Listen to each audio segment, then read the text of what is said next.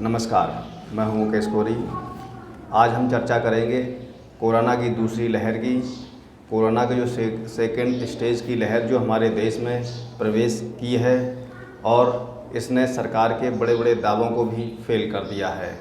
जिस प्रकार से केंद्र सरकार अपने दावों में कह रही थी, गृह मंत्री अपने दावों में कह रहे थे और जहाँ जहाँ प्रदेश में जिस जिस राज्य में भाजपा की सरकार थी वहाँ के मुख्यमंत्री कह रहे थे कि हम लोगों ने कोरोना से निपटने के लिए पुख्ता इंतजाम कर लिए हैं, लेकिन ऐसा देखने को नहीं मिला है।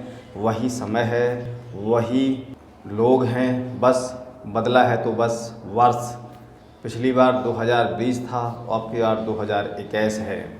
कोविड-19 की दूसरी लहर हमारे देश में बहुत भयंकर स्थिति से फैल रही है, लेकिन हमारे देश में भाजपा के लोग केवल और केवल अपनी सत्ता को बचाने के लिए, सत्ता को बनाने के लिए कुर्सी के चक्कर में पड़े हुए हैं। जिस प्रकार से सभी टीवी चैनल्स दिखाने पर अब मजबूर हो रहे हैं और बता भी रहे हैं कि किस प्रकार से हमारे देश में क्या हो रहा है। नमस्कार मित्रों, मैं हूं मुकेश कोरी और आप देख रहे हैं कोली न्यूज़ चैनल। अभी तक हमारे चैनल को सब्सक्राइब ना किया हो तो सबसे पहले चैनल को सब्सक्राइब करें। सब्सक्राइब करने के साथ ही बेल आइकन पर क्लिक कर दें, जिससे हमारी पढ़ने वाली प्रत्येक अपडेट सबसे पहले आपको प्राप्त होगी।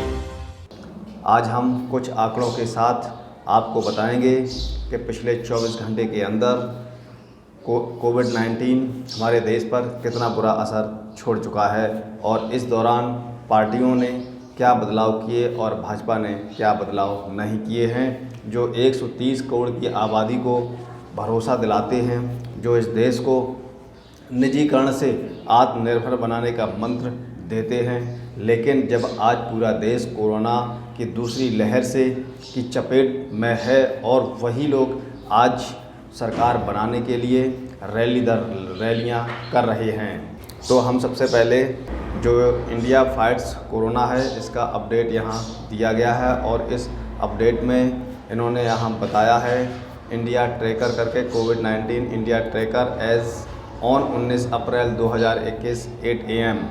जो ये आंकड़े हैं 19 अप्रैल के सुबह 8 बजे तक के ये आंकड़े हैं। तो यहाँ सबसे पहले दिया गया है कन्फर्म केस, जो कोरोना के एक्टिव जो कन्फर्म केस हैं उन केस की यहाँ संख्या दी गई है 1,50,61,919। ये एक्टिव केस हैं, कन्फर्म केस हैं भारत के अंदर। और रिकवर्ड जो केस हुए हैं जिनको लाभ हुआ है वो 1,29,53,821। इतने मरीज़ कोविड के सही हो गए हैं और जो वर्तमान में भी एक्टिव केस हैं और एक्टिव केस की कुल संख्या है 19,29,329। 12.8% एक्टिव केस हैं और इस दौरान यहाँ पर मौतें जो हुई हैं 1,78,669 मौतें हुई हैं। 1.19% की दर से कोरोना से मरने वालों की संख्या हुई है। जिस प्रकार से आप अंदाज़ा लगा सकते हैं, जो इंडिया फाइट्स ने जो ट्वीट किया है इसमें आप जान सकते हैं कि देश में कितनी बुरी स्थिति है। कोरोना वायरस की दूसरी लहर कितनी भयंकर स्थिति से देश के अंदर प्रवेश कर चुकी है। अब हम कुछ अन्य ट्वीट पर करते हैं चर्चा।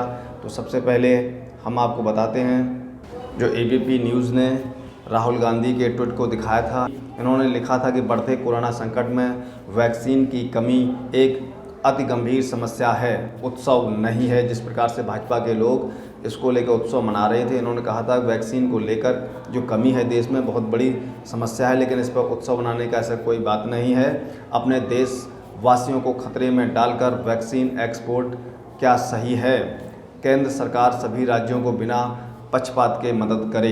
इन्होंने कहा जो एक्सपोर्ट यहाँ जो देश के अंदर जो कोरोना वैक्सीन की जो कमी है, आप दूसरे देशों में कोरोना वैक्सीन जो एक्सपोर्ट कर रहे हैं, कहीं ना कहीं अभी देशवासियों के जान को खतरे में डाले हैं, ये राहुल गांधी ने कहा था। लेकिन उस पर भाजपा की सरकार, भाजपा के केंद्र सरकार ने, हमारे देश के चौकीदार ने कोई ध्यान नहीं दिया और वो एक्सपोर्ट करते रहे। आज के समय में अब देश को वैक्सीन की बहुत आवश्यकता है और सभी मुख्यमंत्री, सभी राज्य केंद्र सरकार से वैक्सीन मांग रहे हैं, जो वो उपलब्ध कराने में अभी असफल साबित हो रहे हैं। इसके बाद राहुल गांधी ने एक बहुत बड़ा निर्णय लिया और इस निर्णय को लेने के लिए ही दर्शाता है कि पप्पू पास हो गया। जिस प्रकार से अब तक कांग्रेस के राहुल गांधी ने जितने भी ट्वीट, जितनी भी जनसभाएं, जितने भी अपने संबोधन किए हैं, भाजपा के लोगों ने उनको पप्पू ही साबित किया है। लेकिन इस कदम पर अब भाजपा के लोग स्वयं में पप्पू दिख रहे हैं। यहाँ तक कि प्रधानमंत्री से बार बार लोग पूछ रहे हैं कि चुनाव ज़रूरी है या कोविड का खात्मा ज़रूरी है। तो यहाँ पर राहुल गांधी ने पश्चिम बंगाल को चुनाव को लेकर बहुत बड़ा ऐलान किया है और इन्होंने रविवार को घोषणा कर दी और इन्होंने कोविड संकट को देखते हुए मैंने पश्चिम बंगाल की अपनी सभी रैलियां रद्द करने का निर्णय लिया है। राजनीतिक दलों को सोचना चाहिए कि ऐसे समय में इन रैलियों से जनता व देश को कितना खतरा है। तो ये बहुत बड़ा निर्णय। सबसे बड़ी बात है कि राहुल गांधी ने बंगाल में होने वाले चुनाव की अपनी सभी रैलियों को रद्द कर दिया है और इससे पहले भी ममता सरकार ने कहा था कि यहाँ पर जितने भी चरण बचे हैं केंद्र सरकार और चुनाव आयोग सुझाव करे और यहाँ बचे हुए सभी मतदान एक चरण में करा देने चाहिए। लेकिन वहाँ पर भाजपा ने साफ मना कर दिया था, ऐसा असंभव है। तो अब पश्चिम बंगाल और देश इन नेताओं की गंभीरता को ध्यान से ले रहा है और प्रधानमंत्री अपने आप में बहुत पीछे खड़े हो गए हैं। अभी जिस प्रकार से राहुल ने अपनी सभी रैलियों को रद्द किया है, उसी प्रकार से टीएमसी के सांसद ब्रेक ब्राउन ने एक ट्वीट करके बताया है कि Mamata Banerjee will not campaign in Kolkata anymore, only one symbolic meeting on the last day of campaigning in the city on April 26. Slash time for all her election in all districts rejected to the 30 minutes. इन्होंने जानकारी दी है कि अब ममता बनर्जी ने भी अपनी सभी चुनाव रैलियां रद्द कर दी हैं। ये टीएमसी सांसद ब्रेक ब्राउन का कहना है। कोरोना को देखते हुए अब पश्चिम बंगाल की सीएम ममता दीदी ने भी ऐलान कर दिया है कि वो एक भी चुनाव रैलियों को संबोधित नहीं करेंगे। फिर भी हमारे देश के प्रधानमंत्री सिर्फ और सिर्फ चुनाव पर ही ध्यान केंद्रित करे हैं। गृह मंत्री भी सिर्फ चुनाव पर ही ध्यान केंद्रित किए हुए हैं। अब जिस प्रकार से बात करते हैं कि ये दो बड़े नेताओं ने, जो देश के बड़े नेता हैं, राहुल गांधी और ममता बनर्जी ने अपनी चुनावी रैलियों को रद्द कर दिया है। और इसी बीच बड़ी खबर है कि हमारे देश के प्रधानमंत्री एक जनसभा को संबोधित कर रहे थे। कोविड-19 से पूरा देश तड़प रहा है और भीड़ में आए थे और इन्होंने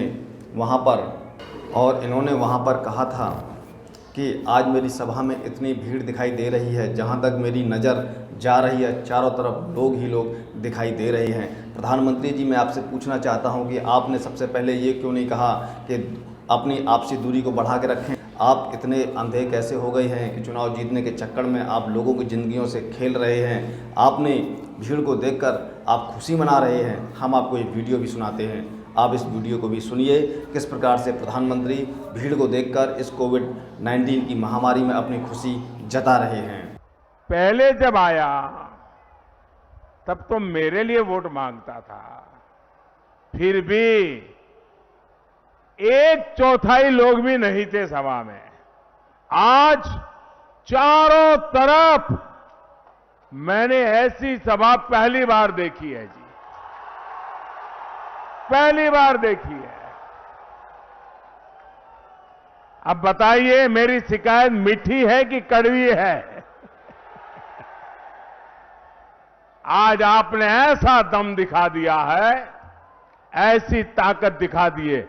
मैं जहां देख सकता हूं मुझे लोग ही लोग दिखते हैं, बाकी कुछ दिखता ही नहीं है। जिस प्रकार से आपने सुना प्रधानमंत्री जी ने किस प्रकार से खुशी जताई है, तो इस प्रकार से आप देख सकते हैं कि हमारे देश की जो सरकार है, जो लोगों ने चुनी थी, वो कोविड को लेकर किस प्रकार से उन्होंने चुनाव के लिए लोगों की ज़िंदगी के साथ खेल रहे हैं।